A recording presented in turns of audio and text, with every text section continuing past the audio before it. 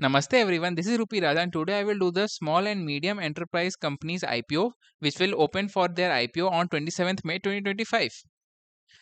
Before starting the video, I like to give the disclaimer that the opinion and facts given in this video is not financial advice. The disclaimer is given to clarify that my content is for informational and educational purposes only. While I share my analysis and perspective on stocks and mutual funds, I am not a certified financial advisor and everyone's financial situation is unique. This disclaimers ensure you understand that any investment decision should be based on your own research or guidance from a licensed professionals as equity markets carry risk. It's all about keeping things transparent and encourage responsible investing. Before starting my IPO review, I will explain you what is an IPO. IPO stands for initial public offering and it is the process by which a private company offers its shares to the public for the first time, enabling the company to raise capital by selling ownership stakes to investors, be it retail investors or institutional investors. This transition allows the company to become publicly traded company with its shares listed on the stock exchange, for example BSE or NSE in India, where they can be bought and sold by institutional retail investors. Every company in its IPO will want to list its shares at a very high valuation so that they can raise maximum money as possible. Talking about my opinion on IPOs, IPOs are often priced at a premium due to market hype, strong investor demand, or aggressive marketing by investment bankers. Many IPOs underperform their benchmarks in the first year, and the speculative behavior by retailers in blindly applying to all IPOs can lead to irrational pricing, increasing the risk for post listing declines when hype subsides. I approach the IPO market very cautiously and sometimes find undervalued companies who are forced to bring their IPO in bear market at a bargain pricing. Bear market is a market wherein the market sentiment is low due to downward trend in the markets for a long time.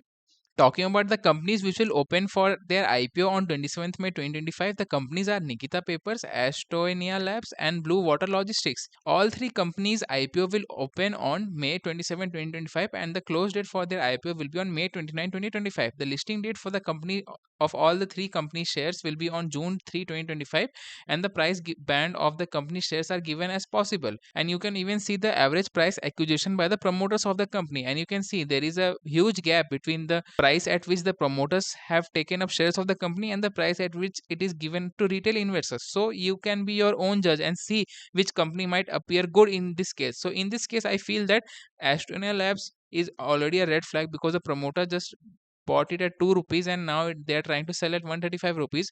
So Astonia Labs is a no for me. We can see that Nikita Papers and Blue Water Logistics appear to be somewhat okay.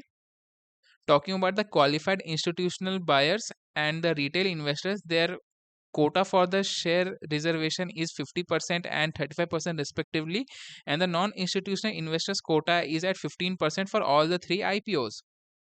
Talking about the parameters, I personally feel that the small and medium enterprise IPO is highly risky, and I will always say to never invest in a small and medium enterprise company IPO. So in this case, you can see there are few red flags wherein the revenue growth of Nikita Papers decreased in the latest year. The profit after tax of Astonian Labs grew by 6 times and Blue Water Logistics by 5 times, and this is not at all sustainable. Even if you see the price to book ratio, the Blue Water Logistics have a price to ratio of close to 12 and the debt to equity ratio of Astonia Labs and Blue Water Logistics is very high. Talking about the perception analysis, the retail investors do not have high hype in the paper products industry or be it pharma industry or in freight forwarding or transportation and infrastructure industry. So in all the three parameters, I don't think any IPO has been very good. Talking about what will the IPO money will be used for, I have listed them here, and you can see over here that two companies have red flag in a general corporate purpose wherein they will spend significant portion of their IPO proceeds for general corporate purposes. So in my personal opinion, all three companies SME IPO is not at all worth investing your money of 1 lakh in. If you want to read about the DHRP documents for the three SME companies IPO, you can check out the description of this video. So that's all for today's IPO review. I encourage you to dive into the red herring prospectus, monitor subscription trends, and comment your opinion if this IPO aligns with your investment goals. Stay informed, invest wisely, and I will see you in the next video for more market insights. Before ending the video, I like to promote myself. If you want to book any consultation related to investment, portfolio consultation, mutual fund advice, or stock advice, connect with me on LinkedIn. The LinkedIn profile I will attach in the description of this video, and on LinkedIn you can directly message me for consultation details. I am Ritik Tiwari and I did my graduation from BITS Pilani. In my consultation, I will share my personal insights and personal strategies to generate a CAGR of 20% or more. Note that I am not a certified financial advisor yet, so I won't recommend specific stocks to buy or sell, but I will provide valuable perspectives on what I would have done if I was in your position to help you make informed decisions on your portfolio. Hope you like all three companies SME IPO review. Thank you. This is Rupi Raja.